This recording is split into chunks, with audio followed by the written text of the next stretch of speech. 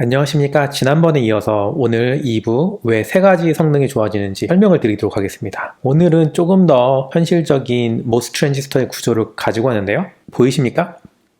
두 가지 타입의 모스 트랜지스터를 그려놨고 N타입 트랜지스터 같은 경우가 P타입 바디를 가진 소스와 드레인이 N타입인 걸 N모스펫이라고 얘기를 했죠. 짧게 그냥 뭐 N팻 혹은 N모스라고 부르는데 다른 하나는 이제 P타입이고요.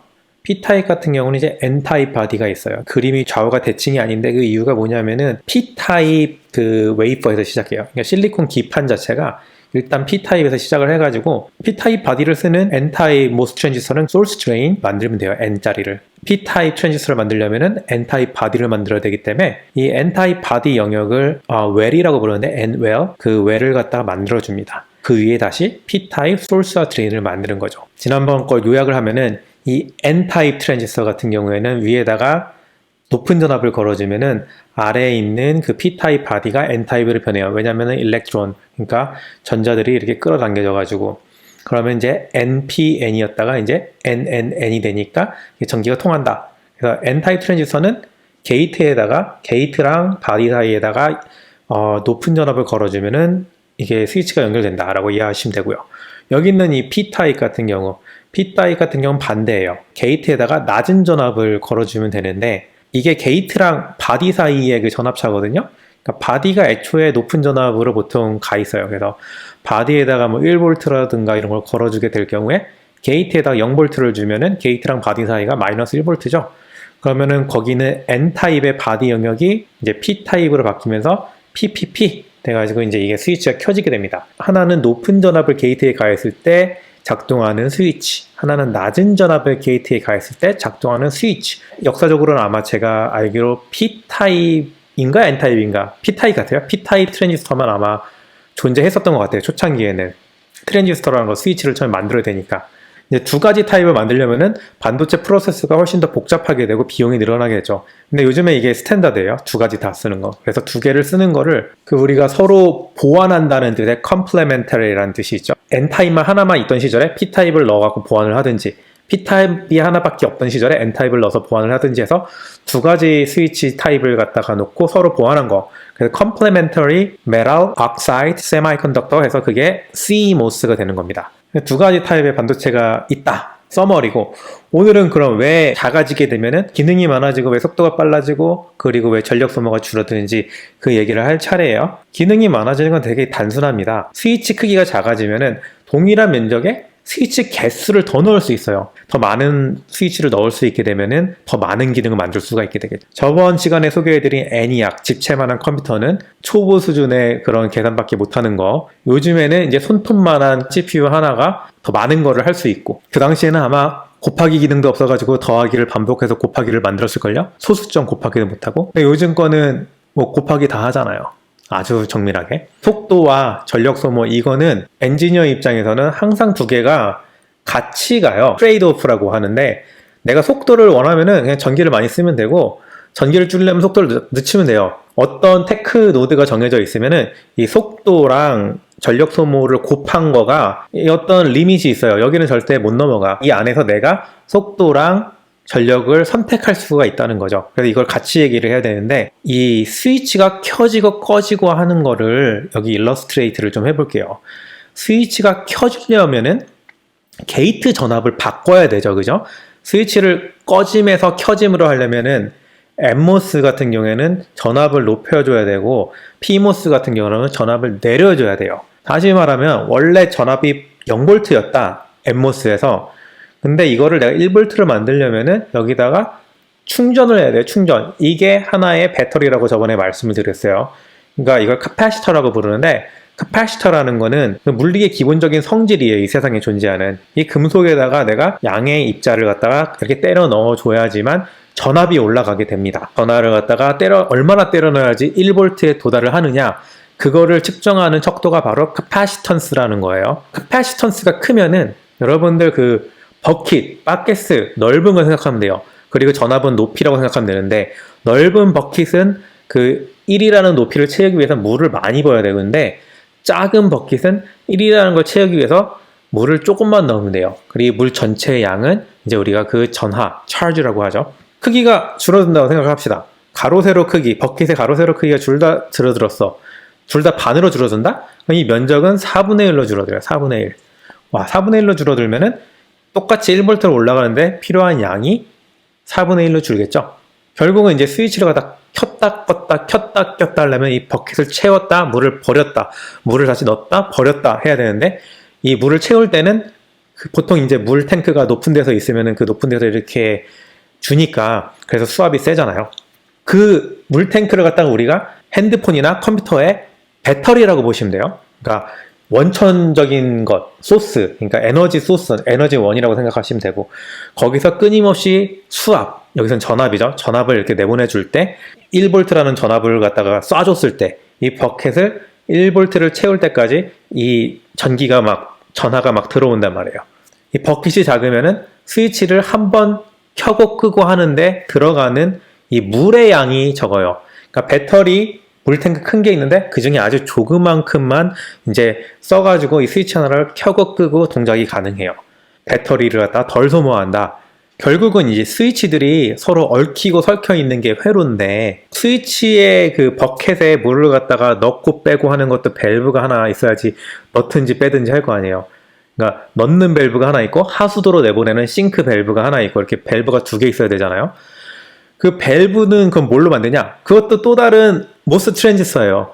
더 많은 물을 보낼 수가 있다는 거는 같은 버켓에 물을 채우는데, 그러니까 스위치 하나를 더 켜는데 훨씬 더 적은 시간이 걸린다는 거예요. 전기를 갖다가 더 세게 잘 흘리게 하려면은 이 트랜지스터의 스위치 on 됐을 때 성능이 좋아야 되잖아요. 그죠? 그거를 결정하는 게 뭐가 있느냐? 일단 우리 채널 랭스, 우리 반도체 노드의 그 5나노미터가 의미하는 게 바로 이 채널 랭스라고 얘기를 했어요. 이 두 개 아일랜드의 사이의 거리를 얘기했는데, 그게 짧으면 더 전자가 빨리 가겠죠. 그죠? 전자의 속도가 유한하게 있는데, 전자 속도 있어요. 그 계산하는 게 있어요. 모빌리티라는 거에다가 전기장의 크기를 곱하면 되는데, 그 속도를 갖다가 같은 속도라고 가정했을 때 이 아일랜드 사이의 거리가 작을수록, 즉 반도체 프로세스의 노드가 더 어드밴스 될수록 짧으니까 더 빠른 속도로 이 스위치를 동작시킬 수가 있겠죠.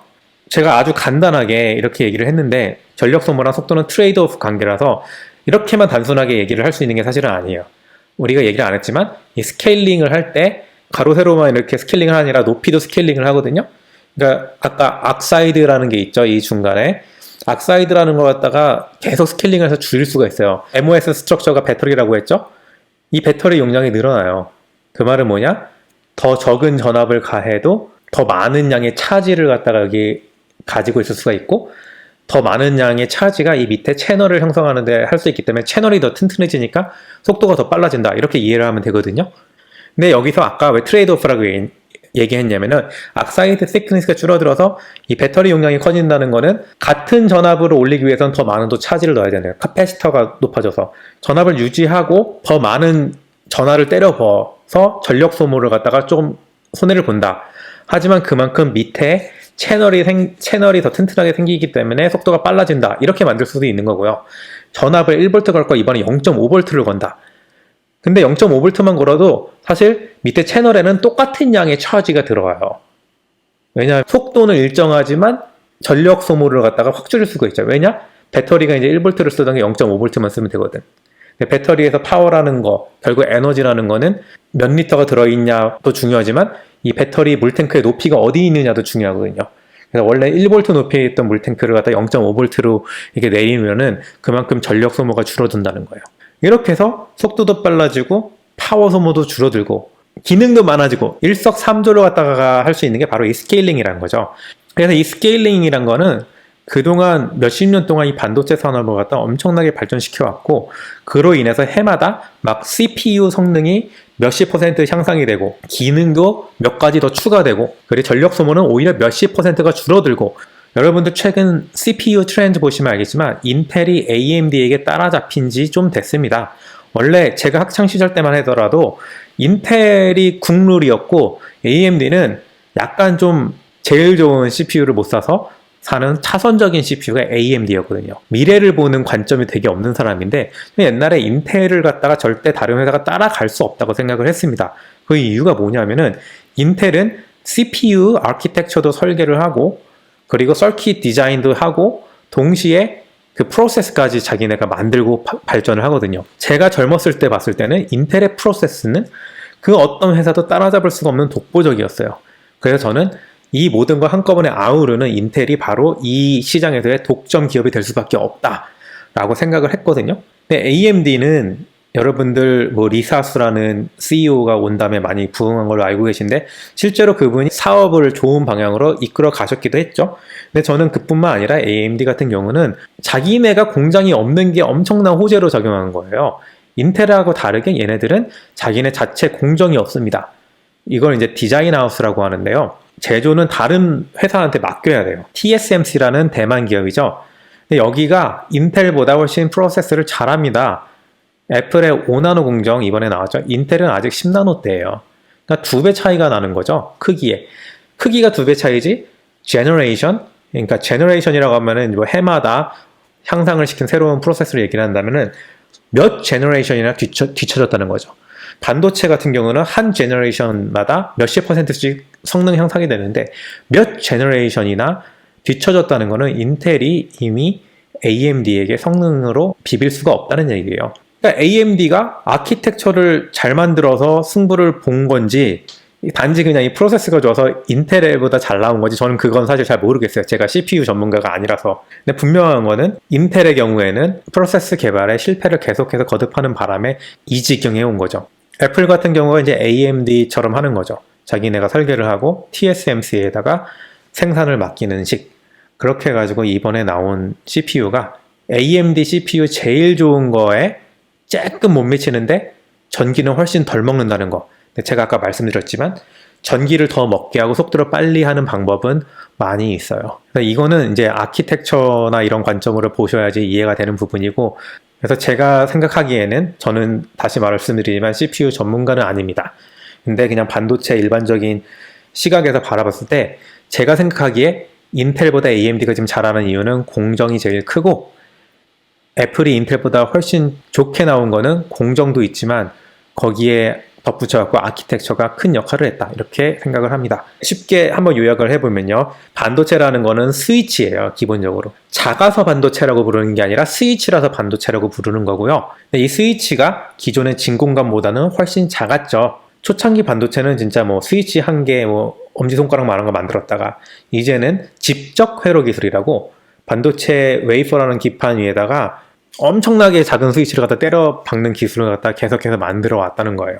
그래서 집체만 선 컴퓨터보다 요즘에 손가락만한 이 컴퓨터가 훨씬 빠르다. 전기도 훨씬 조금 먹겠죠. 반도체 물질의 종류는 여러 가지가 있는데 우리가 보통 얘기하는 건 CMOS라는 프로세스를 얘기하는 거고, MOS는 메탈 옥사이드 세미컨덕터라는 금속 산화물 반도체라는 구조, 이 샌드위치 구조를 말하는 거고요. 일렉트릭 필드를 이용해서 필드 이펙트 트랜지스터라는 걸 만들 수가 있습니다. 이 MOS 트랜지스터는 N타입과 P타입이 있고요.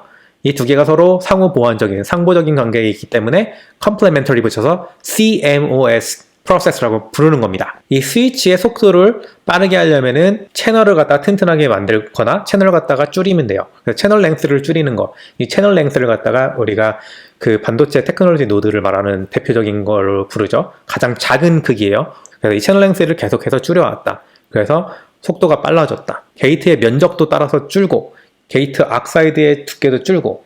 근데 게이트 면적이 줄면서 2배 스케일링 될 때 4분의 1만큼의 전력 소모를 달성했고, 악사이드가 줄어들면서 웰 캐파시터는 늘어나서 전력 소모가 좀 늘어나는데 어차피 면적으로 본 이득이 훨씬 크니까 전체적인 전력 소모는 많이 줄어들었다 라고 이해를 하시면 되고요. 그리고 여기서 또 하나의 옵션은 우리가 게이트 악사이드가 반으로 줄었기 때문에 굳이 전압을 갖다 유지할 필요 없고 전압을 또 반으로 낮춰도 돼요. 그럼 그게 또 파워가 또 2배 향상이 되는 거예요. 근데 아무래도 옛날에 발전하는 거에 비해서 요즘에 많이 이 속도가 줄어든 감은 있다고 저는 생각을 합니다. 근데 그거를 새로운 아키텍처나 이런 걸 통해 가지고 극복을 하고 있죠. 자, 아키텍처 얘기가 나와서 말인데요. 다음 시간에는 X86, 즉 AMD와 인텔 프로세서로 대표되는 X86 아키텍처랑 이 X86 CPU는 CISC라고 하는데요. 이 CISC의 대척점에 있는 게 RISC거든요. RISC 같은 경우에는 이제 모바일 프로세서, ARM 프로세서가 대표적이죠. 차이점에 대해서 간단하게 설명을 하고 뭐가 더 좋은지, 왜 좋은지 말씀을 드릴게요. 제가 왜 이 영상을 기획하냐면은 인터넷에 보면 맨날 싸우는데 모바일 프로세서는 절대 데스크탑을 따라갈 수가 없는데 그 이유가 바로 리스크라서래요. 시스크를 절대 따라갈 수가 없대요. 근데 이거는 아니거든요. 제가 봤을 땐 오히려 시스크가 리스크보다 열등합니다. 성능 면에서. 모바일 프로세서가 데스크탑을 못 따라가는 이유는 딱 하나예요. 전력 소모. 주어진 서멀 버짓이 있잖아요. 이게 온도를 갖다 얼마 이상 높이지 못하고 또 배터리를 갖다 얼마 이상 쓰지 못하고 이게 제한이 돼 있으니까 그렇지 그 제한을 해금하면은 리스크 프로세서는 시스크보다 훨씬 더 빠를 수가 있습니다. 도움이 되셨으면 아래 좋아요와 구독을 꼭 클릭해 주시고요. 댓글을 다실 때 이해가 안 가는 부분이 있으면 뭔지 써주시면 제가 최대한 설명을 달아드리도록 하겠습니다. 그럼 이만!